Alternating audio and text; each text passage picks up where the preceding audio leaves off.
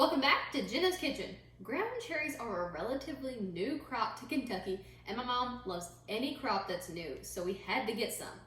There's a local greenhouse, and we got 6. So at that time, I knew I had to figure out something to do with ground cherries, so I did a little bit of research. So now I'm going to tell y'all something about the ground cherry. So ground cherries come in this little paper-like wrapper like the tomatillo does, and it's in the tomatillo and tomato family. Once they get ripe, they fall down to the ground, hence the word ground cherry.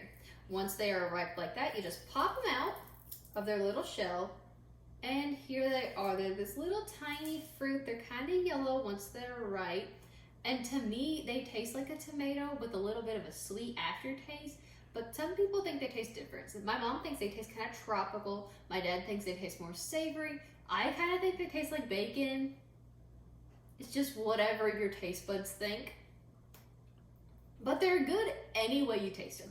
They started out as little bitty baby plants, so we were like, oh, we can just like kind of set them together. It'll be fine.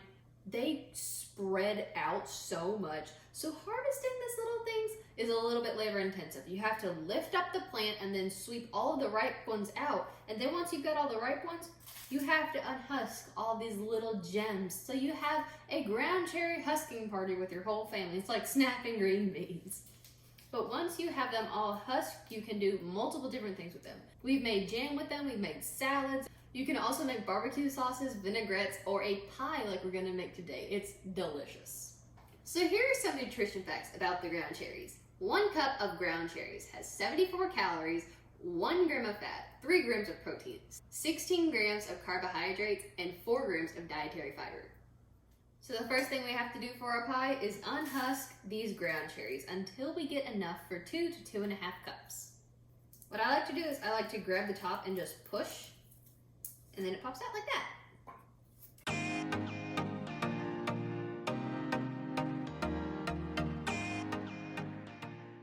Sometimes the ground cherries just don't want to pop out. So what you have to do is like peel it like you're kind of shucking some corn, and then here's your cherry. What I like to do is I like to grab at 2 points and just peel sideways, and then they open. Ground cherry isn't always the most popular name you hear. If you hear Cape gooseberry, ground tomato, or husk cherry, it's all the ground cherry. I'll meet y'all back here in about 30-45 minutes once I'm done with these.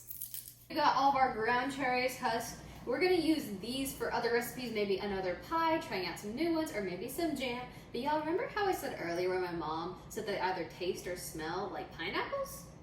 They smell like pineapples right now. These are some of the most confusing fruit that I've ever seen, but it's delicious. Now that we've measured out 2 cups of ground cherries, I've already washed them, and we're just gonna pour them in our pie crust. So the pie that we're making today is a blueberry ground cherry pie. This is great if you're a little bit unsure about ground cherries or want to try them out, but don't want the full fledged. This will incorporate the flavor of 1 cup of blueberries with 2 cups of ground cherries. So we're not going to bake it like this. We're going to kind of gently mix the two together. That way you get ground cherries, blueberries everywhere. There's not a big clump of blueberries, not a big clump of ground cherries. They're evenly spread out like this. So the next thing that we're going to do is mix half a cup of brown sugar with 1 tablespoon of flour. Just take a whisk and whisk them up. And since this is a relatively new crop, this is still a relatively new recipe, if I make it again and find something better to do with it, I will put the revisions in the description below. I'm still working on the consistency part of it. It's still a little juicy for my taste, but the flavor of it is amazing. All right, this is all mixed up enough. Now what we're gonna do is sprinkle it over the top. At this point, you have 2 choices. You could take another pie crust and latch to the top, where you flip some back and you put one and then you flip it over and it looks really cool. It's like that classic pie crust. Or you can make the buttery crumble that we're gonna put on top. So now it's time to make that buttery crumble that's gonna go on top of our pie. We have half a cup of flour, 1/4 a cup of granulated sugar, and 1/4 a cup of brown sugar. And what I like to do before we put the butter in is just kind of mix this together. Doesn't have to be perfect, just kind of get it combined before we put in 1/4 cup of butter. Put it in the center and just cut away. Now that we've got our crumble made up, we're going to sprinkle it on top of our pie. Get it everywhere. If you clump it in one spot, just spread it out. Our pie is ready to go in the oven. We're going to bake it at 425 degrees for 15 minutes, then lower the heat to 375 and then bake it for an additional 25 minutes. And I'm going to have to put this one on a sheet pan because I'm afraid it's going to overflow and we don't want to have to clean that mess up in the oven. Our pie has just come out of the oven. Look at it bubbling. It looks so good. I can't wait to dig in. Eat it with a scoop of vanilla ice cream, with cream, whatever you like. Don't forget to like this video, comment whether or not you've heard of ground cherries before or if you want to try them. Subscribe to Jenna's Kitchen and have a great day.